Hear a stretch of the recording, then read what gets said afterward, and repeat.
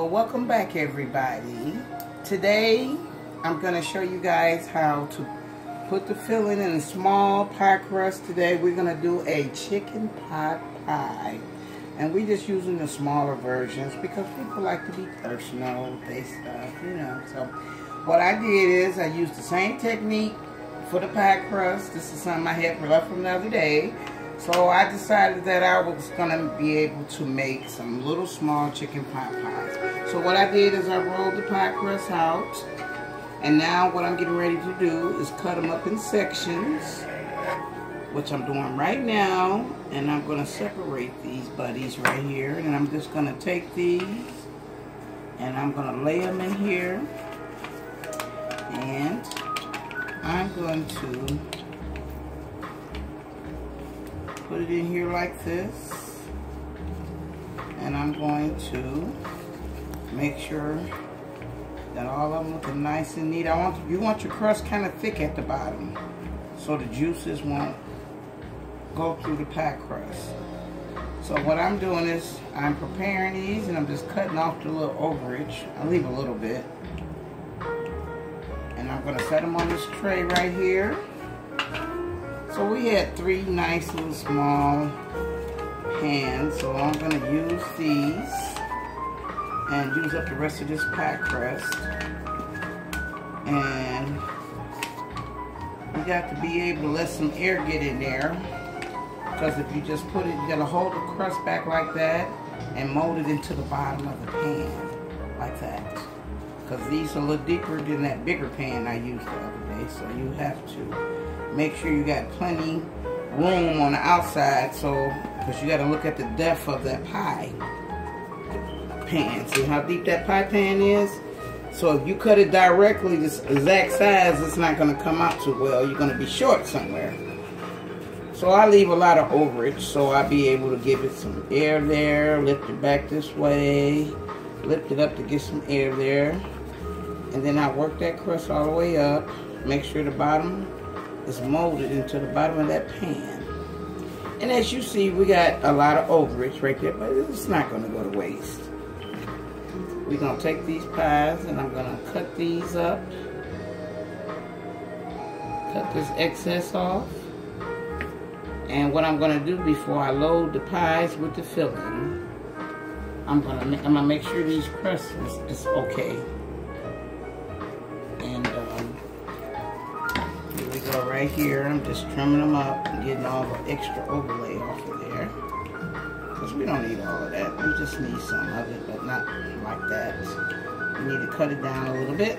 So I'm going to set that over here, and what I'm going to do is roll out more pie crust. But you got butter in that crust, you gotta make sure you got plenty of flour, because as that butter render down, it's gonna make it stick to that surface. So we want to have enough to put on the top of these pies.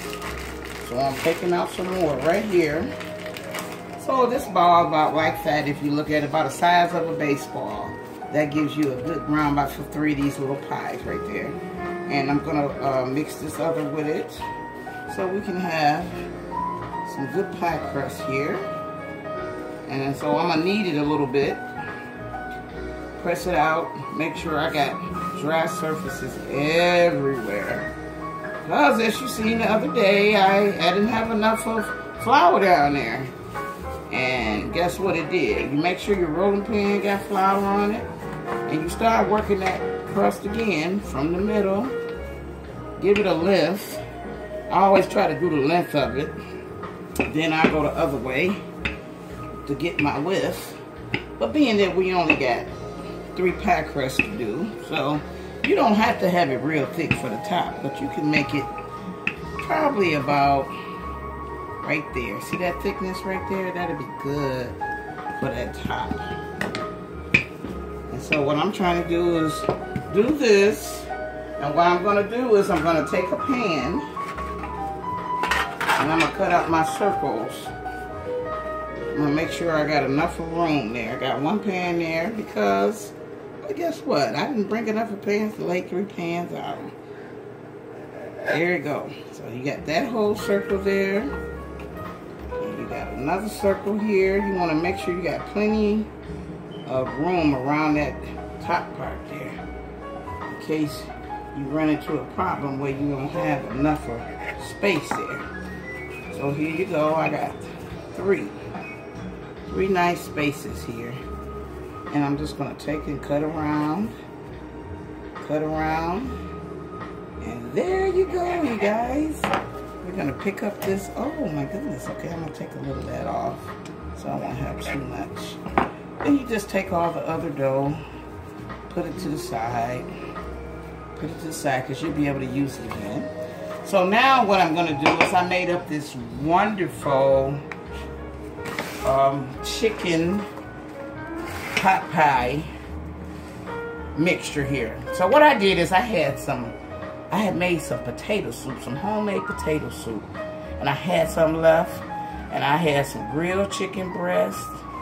I took some of that, put it in here, and I sauteed a little of celery, a little carrots, a little garlic, and put a little mushroom in there. And now I'm going to load all of this in here, along with salt and pepper, and a little broccoli in there. And what I'm going to do is I'm going to load these bad babies up.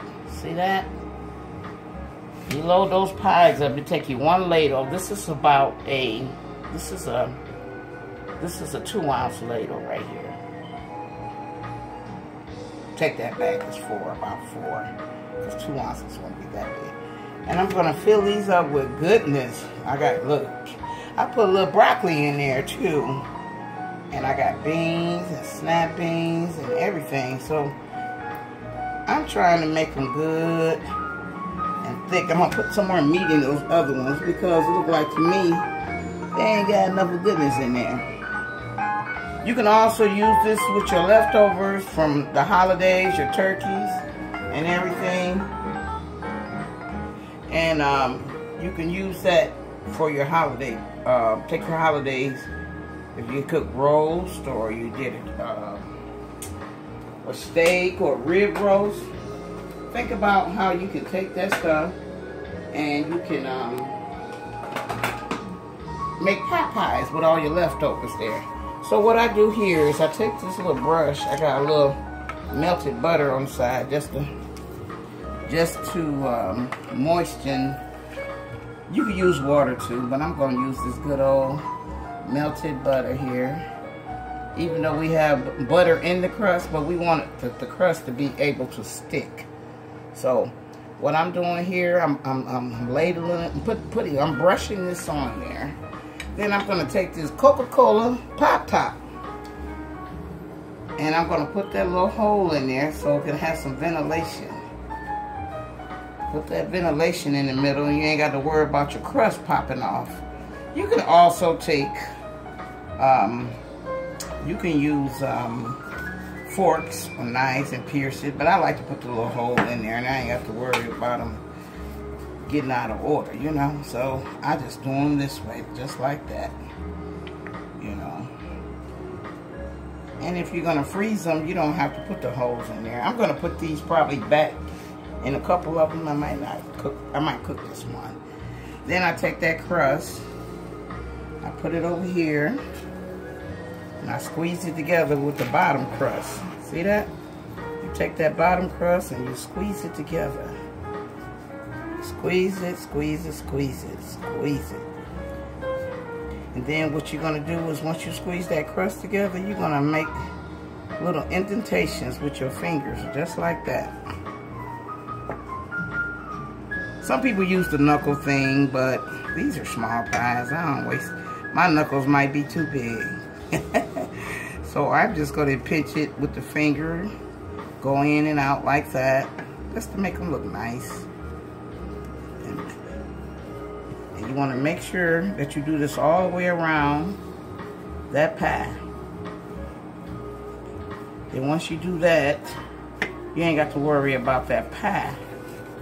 You take it like that and make it all neat. Get it together like an afro. You know how they used to do the afros back in the day? Now you see that right there? I pushed that down a little bit because I don't want everything to be just sitting out there. I want it to be really nice looking there. So then you take it and put it on that pan like that. Then you do the next ones. And I do the same thing. Lift that crust up, squeeze it together. You can fold it under if you feel like you can't squeeze it enough. This is another technique. You can just take it and fold it under. But I always take mine up and squeeze it together. And then I go in there. But there's a lot of different techniques you can use. So then once you do that and get all of that together, that goodness together, you do the same thing. And then I'm going to show you on the last pie another technique you can just use with a fork. You know, in case you don't feel comfortable doing it this way.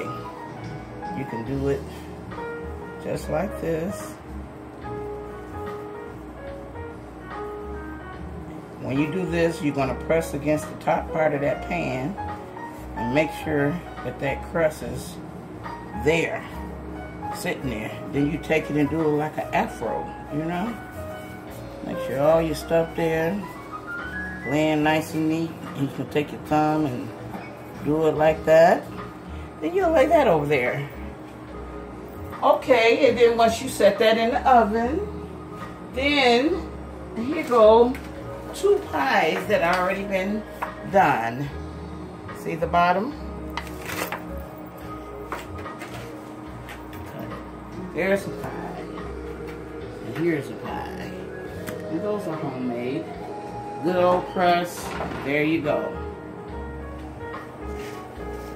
And that is it for the pot pie fillings.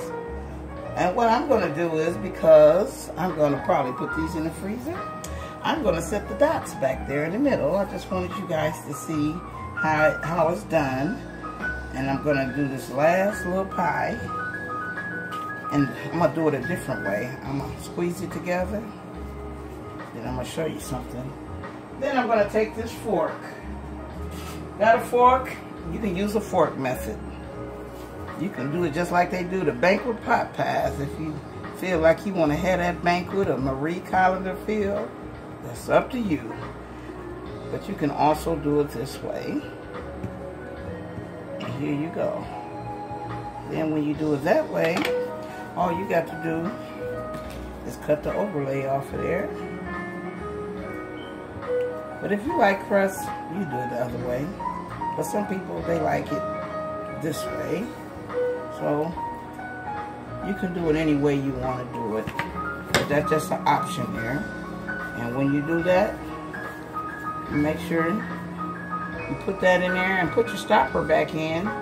So when you get ready to bake the pie, you can also put them in the freezer. We're going to put these in the freezer. And when you get ready to have those pies, just put them in the oven. Make sure you pierce them with a fork or a knife before you put them in the oven. And thank you. Thank you for coming out again today to see the second part of what you do with the pie crust. Have a good day. And thanks to S.W.A.G for letting me come in and do this demonstration on her time. Thank you.